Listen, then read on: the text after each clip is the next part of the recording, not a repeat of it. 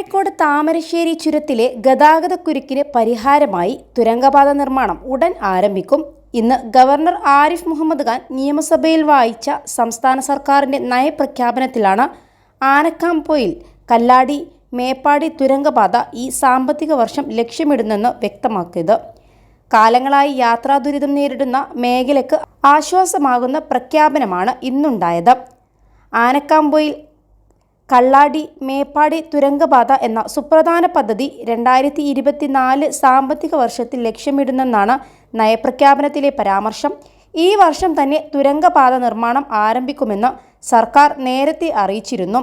അടിസ്ഥാന സൗകര്യം മേഖലയിൽ ദേശീയപാത 66 വികസിപ്പിക്കുന്നതിൽ ഗണ്യമായ പുരോഗതി നേടിയിട്ടുണ്ടെന്നും സർക്കാരിന്റെ നയപ്രഖ്യാപനം പറയുന്നുണ്ട്.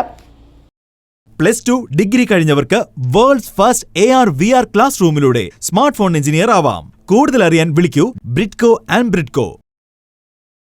1643.33 കോടി രൂപ ചെലവ് പ്രതീക്ഷിക്കുന്ന തുരങ്കപാതയുടെ പ്രവർത്തനങ്ങൾ മുന്നോട്ടു പോകുകയാണ്. കോഴിക്കോട്, വയനാട് ജില്ലകളിലെ പൊതു തെളിവെടുപ്പുകൾ പൂർത്തിയായി ടെൻഡർ നടപടികളിലേക്ക് കടന്നിട്ടുണ്ട്. 2 ടെൻഡറുകളാണ് തുരങ്കപാതക്കായി ഒരുക്കുന്നത്. ഒന്ന് അപ്രോച്ച് റോഡും പാലവും ഉൾപ്പെടുന്നതാണ്. രണ്ടാമത്തേത് ടണലിൻ്റേതും. ഇരട്ട തുരങ്കപാതക്കായി കൊങ്കൺ റെയിൽവേയാണ് ടെൻഡർ ക്ഷണിച്ചത്.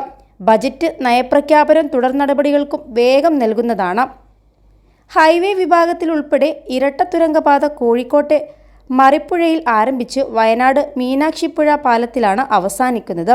8 കിലോമീറ്ററും 735 മീറ്ററും ദൈർഘ്യത്തിലാണ് തുരങ്കപാത നിർമ്മിക്കുന്നത്. ഇതിൽ 8 കിലോമീറ്ററും 110 മീറ്ററും തുരങ്കത്തിൻ്റെ മാത്രം ദൈർഘ്യമാണ്. തുരങ്കപാതയുടെ 5 കിലോമീറ്ററിലധികം വനഭൂമിയിലൂടെ കടന്നു പോകുന്നത്.